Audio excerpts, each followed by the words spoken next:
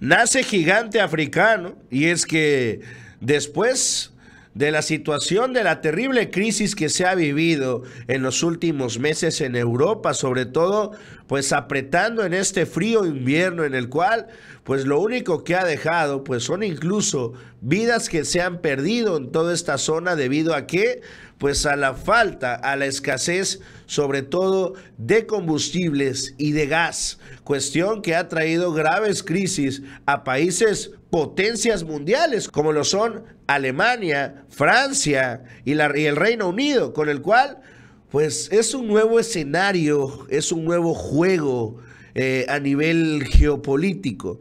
Y es que después de tantos años de olvido, tanto maltrato de parte de los franceses, también a la comunidad africana, pues resulta que no les va a quedar de otra más que llegar de rodillas y empezar a darles, a solicitarles ayuda.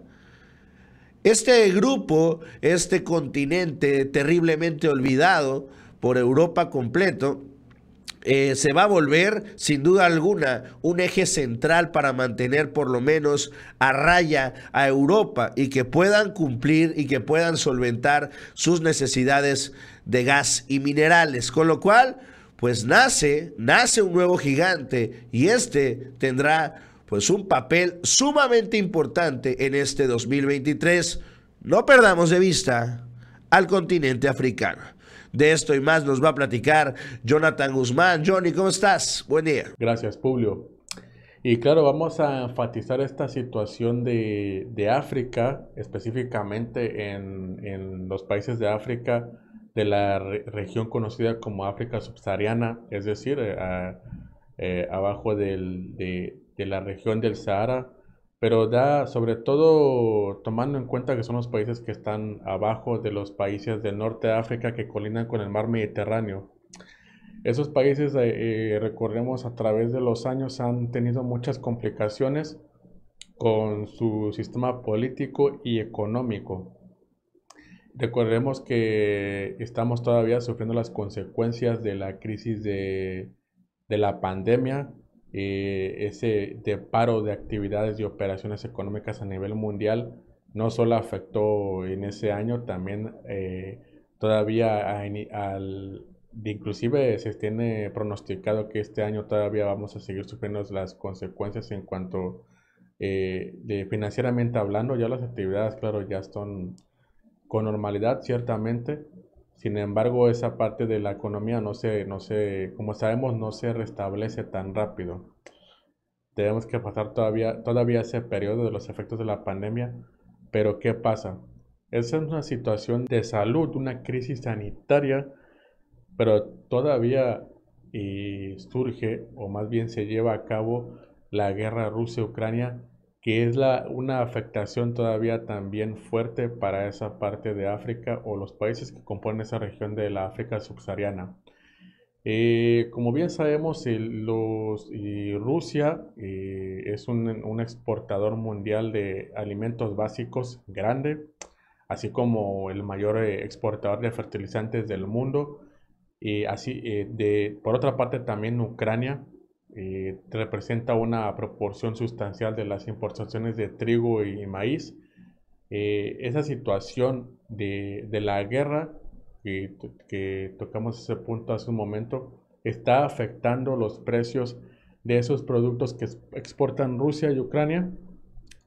Obviamente, una vez importados, los precios no son los mismos debido a esa crisis, ese conflicto bélico de esos países que precisamente tienen esa fortaleza de exportación de ese tipo de productos.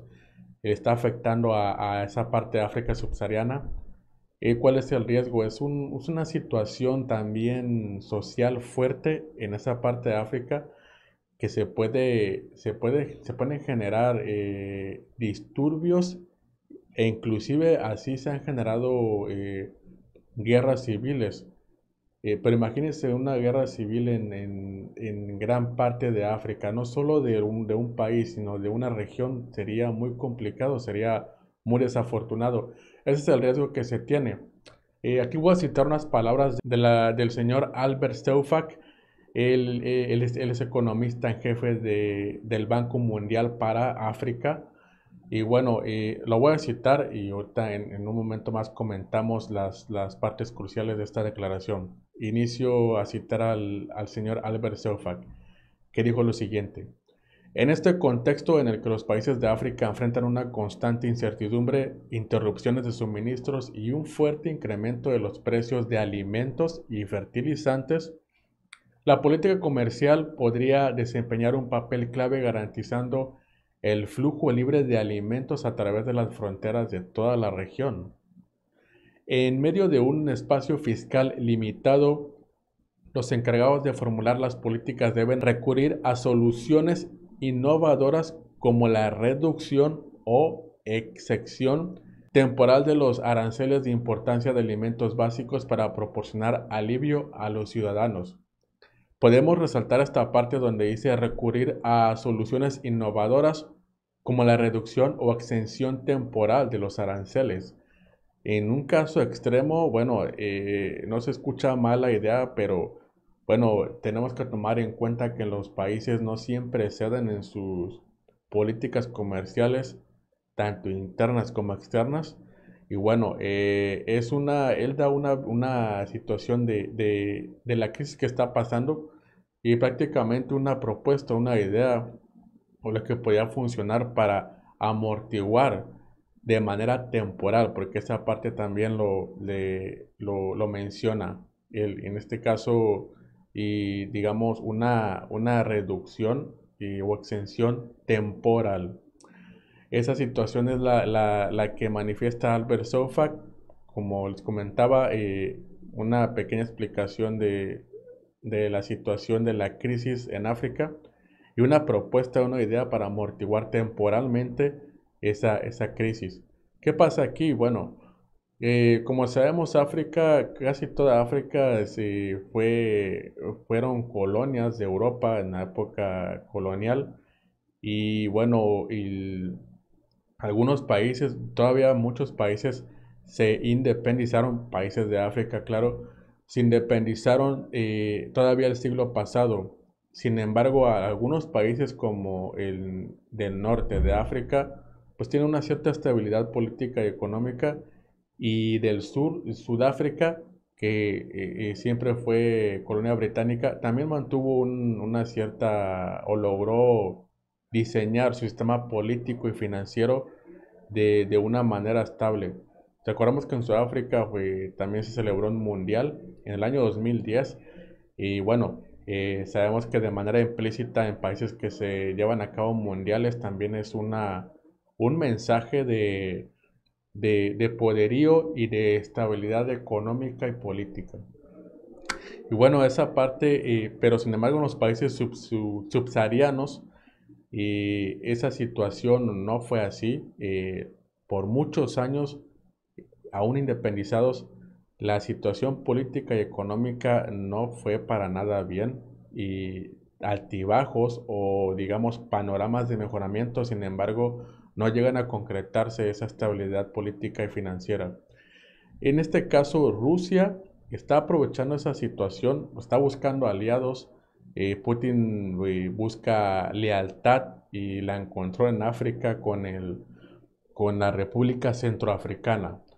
Hubo una situación que sucedió en marzo en la República Centroafricana. Ahí estuvo y viajó el diplomático ruso Yevgeny Minugov. ¿Para qué? Bueno, ¿qué hacía un diplomático ruso y Yevgeny Minugov en la República Centroafricana en plena guerra?